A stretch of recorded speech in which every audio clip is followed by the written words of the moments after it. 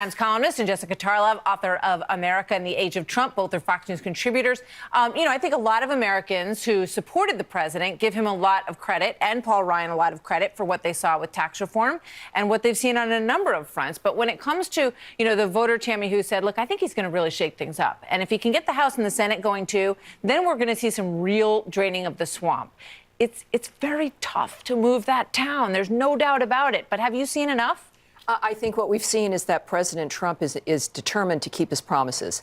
And the American people are seeing that, as has been referenced, I think, before. Rasmussen today, he's at 50% approval, higher than where Barack Obama was at the same equivalent part of his... That's a complete outlier poll, by the way, that uses the likely voter model. Jessica, just a minute. I'll interrupt you when you're going to that. I look forward. And yet, at Congress, of course, has a 15% approval rating. So there's a difference there. And I think that what you're looking at is the American people see with the tax cuts and everything else, that they want action. They want a man. They want action in the government. They want things to happen. The world is at war. We see all of these other frameworks here at home.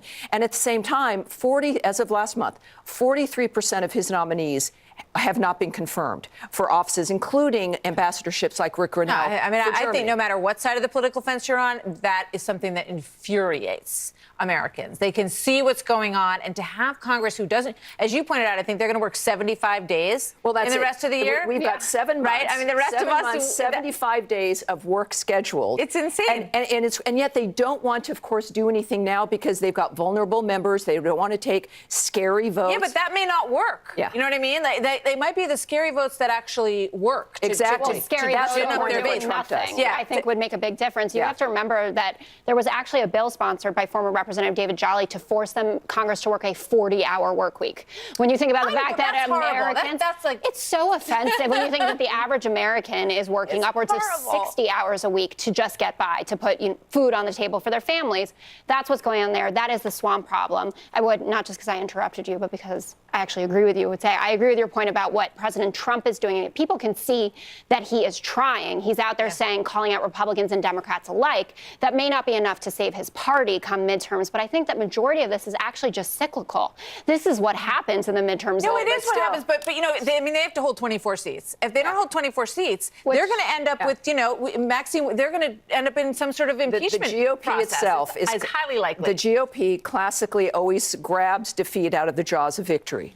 They'll maybe do it again. Now, we know Don Jr. is going to be on the campaign trail. I would expect the president to be so. There's still going to be, every day, Americans, whenever they get their paychecks, they see... And you look at how many seats just in Pennsylvania alone are now vulnerable. All right.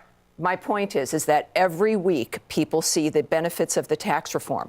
Every day they see the president on television arguing for his agenda. And they don't like what Congress is doing. But this is where each race is local. And they've got to embrace the president and the president's agenda, and we will be better off, I'm sure. Jessica, I read today that the Democrats' plan in terms of the tax reform is to say, I know it feels good now, but it's not going to be offset by your rising health care costs. And if that's if that's the plan, I would suggest they might need something more than that. Well, it's better than crumbs.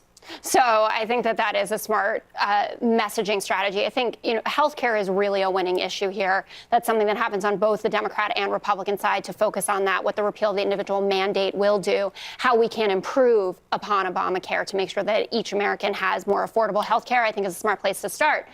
But to Tammy's point about them using the Trumps, as it were, that didn't help anyone in Pennsylvania's 18th congressional district. And when you look at how many seats are up in California that Hillary Clinton took, I don't think that Don Jr. coming out there to say, MAGA and lock her up is going to win them any seats there. It's 24 seats, which is not much when you think how many were vulnerable. We will see. Thank you, ladies. Thank you. It's good work if you can get it. Yeah. Now, 75 days between now and the end of the year. 7 months? Wow. All right. So nearly 5 decades after the scandal that ended a young woman's life and Ted Kennedy's dreams of winning the White House, a brand new scandal appears to be brewing involving some, quote, powerful people who did not want that movie to be made. And President Trump saying that DACA is officially dead. He says dreamers can blame the Democrats. So what happens now? When we come back, 2 true stories from 2 people whose lives were changed forever in this bitter battle over immigration. A once illegal immigrant who says the president lied, and a mother who says if Trump has his way, her son could have still been alive.